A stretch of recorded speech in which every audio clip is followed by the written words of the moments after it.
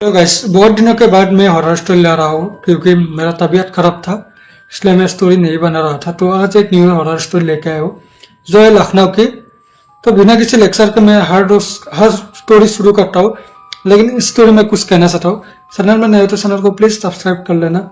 तो अभी मेरे वीडियो पर थोड़ा बहुत व्यूज आ रहा है आप लोगों के सपोर्ट की वजह से, तो चैनल में नए हो तो चैनल को सब्सक्राइब कर लेना। तो आज का हॉरर स्टोरी शुरू करते हैं। लखनऊ के जो है ना शहर में लोगों का व्यवहार और लोगों के बीच में जैसे बहुत अच्छे मिल है, और वहाँ के बातें, लोगों की बातें भी बहुत अच्छे हैं और वहाँ के खाना पीना भी अच्छे है। तो लखनऊ के एक ओयल हाउस के हॉरर स्टोरी है। जो हाउस बहुत साल की पुराना हाउस है, और उधर वीरेंद्र नाम की एक लगभग 45 एज का एक जो आदमी ने उस घर को खरीदा था। क्या नाम बोला था? वीरेंद्र।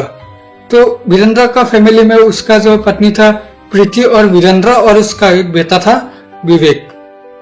तीनों बेटा का एज ज्यादा नहीं था, तो वीरेंद्र, बेटा और उसका पत्नी जो है ना तीनों रहता है उधर। उन लोगों का रहने का ज्यादा दिन नहीं हुआ था, लगभग 1 महीना 1.5 महीना हुआ था। उससे पहले वो लोग कहीं और रहते थे। उसका वो अपने घर में आ गया था। वो उस जो लखनऊ का घर है, वो लोग उन घर को वो खरीदा था, मतलब वीरेंद्र उस घर को खरीदा था। तो ऐसे वो लोग उस घर में रहने लगे। ऐसे ही दिन बीत रहा था, 2-3 दिन 7 दिन 5 दिन ऐसे दिन निकल रहा था। और वीरेंद्र की जो फैमिली है, वो लोग जब बाहर निकलते हैं उस घर से, बाहर बाजार करने के लिए या कुछ भी लेने के लिए, सामान लेने के लिए जब बाहर निकलते हैं, तो लोग उन लोगों को ऐसे निगाहों से देखते हैं कि वो लोग आदमी नहीं, कुछ अलग चीज है, मतलब जानवर वगैरह है, ऐसा अजीब जानवर है ऐसा देखते हैं। मतलब लोग, बाकी सारे लोग ऐसे उन लोगों को नजर से देखते हैं। तो वीरेंद्र इस बात को वो सोचने लगा, शायद जो हमारा घर है वो बहुत बड़ा है और आलीशान है, इसलिए लोगों को नजर पड़ी है घर पे, तो इतना अमीर आदमी है, इस पर ऐसा सोचते होंगे लोग। वीरेंद्र ऐसा सोचकर उस बात को वैसे ही टाल देता है। ऐसे ही दिन बीती। एक दिन वीरेंद्र और उसकी पत्नी जो है ना प्रीति, दोनों सो रहा था, और जो विवेक है वो अलग अलग कमरे में सोता है। तो वीरेंद्र की रात में अचानक उसका आँख खुलने के बाद वो पानी पीने के लिए किचन में गया, और किचन से उसके बाहर जो जहाँ पर वो लोग रहता है, जहाँ पर हम लोगों का घर है, उसके बगल में ये कुआं है जो उन्हीं लोगों का है, मतलब वीरेंद्र का ही है वो भी कुआं। तो वीरेंद्र मतलब बैल्कोनी से वो कुआं देख सकता है। तो वो इससे पानी पीकर बैल्कोनी में गया। जाकर वो देखा कि कुएं में कोई पत्थर फेंक रहा है, और पत्थर जो फेंक रहा है उसकी बेटे जैसा सेम दिखता है। जो उसका विवेक है, उसका बेटे का नाम, वो उसके जैसा सेम दिखता है। तो वीरेंद्र नीचे जाता है, जाकर देखता है, लेकिन वो गायब हो चुका था। तो वीरेंद्र गुस्से से अंदर आया, आकर अपने जो ना रूम में चला गया सोने के लिए। उसके बाद उसको गुस्सा किया था, क्योंकि उसका बेटा जो है ना वो दिन भर शरारत करता है, लेकिन उसको रात को भी चैन नहीं है, इस बात से उसको गुस्सा आ रहा था। तो सुबह जब हुई, उसने अपनी पत्नी प्रीति को बताया कि जो विवेक है उसको दिन में मस्ती करने का काम पड़ता है क्या, जो रात में भी वो उठकर मस्ती करने लगता है। कुएं में, रात में वो कुएं में जाकर पत्थर फेंक रहा था। तो प्रीति ने बोला कि नहीं तो जब आप उठ गए थे तभी मैं जो विवेक है उसके कमरे में गया था। जब आप उठ गए थे तब मैं विवेक के कमरे में गया था, लेकिन विवेक तो सोया हुआ था। उसके बाद वीरेंद्र जो था उसने सोचा शायद मेरा रात को बहुत, वीरेंद्र ने सोचा शायद रात को मेरे बहुत नींद आया था, इसलिए बहुत रात भी हो गई थी, इसलिए नींद के वजह से मैंने ये सब देखा शायद। सोचने के बाद उसके बाद जो विवेक है ना उसने भी आकर बोला कि नहीं मैं तो रात को सो रहा था उधर। तो उसके बाद वीरेंद्र ने यह सोचा कि शायद मेरा नींद की वजह से ऐसा हुआ। लेकिन उसका नेक्स्ट डे वो फिर से, मतलब उसी टाइम में उसका आँख खुले।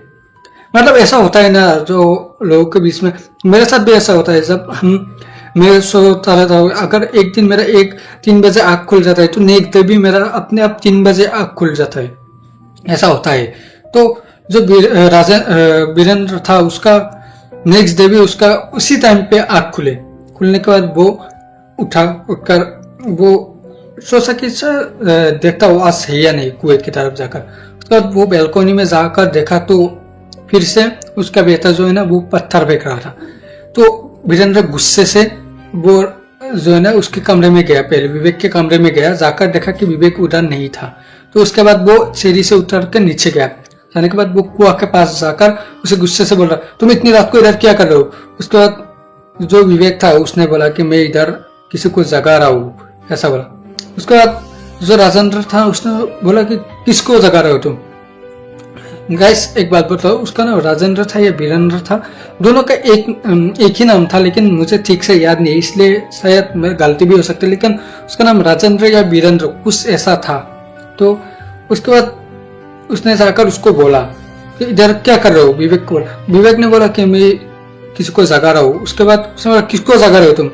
फिर विवेक ने कुएं की तरफ इशारा करके बताया कि इन लोगों को जगा रहा हूँ। उसके बाद जो राजेंद्र था वो कुएं की तरफ जाकर तो देखा, जब देखा उसने देखा कि कुएं के अंदर बहुत सारे ब्रिटिश सोल्जर के लाशें पड़ी हुई थी। जो अंदर कुएं के अंदर बहुत सारे ब्रिटिश सोल्जर की लाशें थी। तो उसको देखकर वो जो है ना राजेंद्र वो शौक हो गया, होकर वो अपनी बेटी की तरफ देखने लगा। तो बेटा जो है ना विवेक वो बेहोश होकर वहीं पड़ी थी। तो इसके बाद राजेंद्र ने उसको उठाकर कमरे में लेकर आया। आने के बाद सुबह हुई, होने के बाद उसको पूछा कि तुम रात में कुएं के पास क्या कर रहे थे, ऐसा वाला।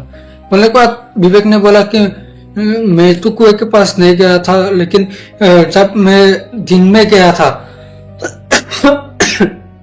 जब मैं इधर आए थे तो मैं दिन में कुएं में पत्थर फेंक रहा था, लेकिन रात को मैं नहीं गया। उसके बाद विवेक ने फिर से बोला, लेकिन एक जो है ना रेड कलर के कपड़े पहनकर एक आदमी मेरे रूम में आया, आकर मुझे बोलने लगा कि अगर तुम हम लोगों को नहीं जगाओगे कुएं में जाकर तो मैं तुमको मार डालूंगा, ऐसा बोला। विवेक को ऐसा बोला था।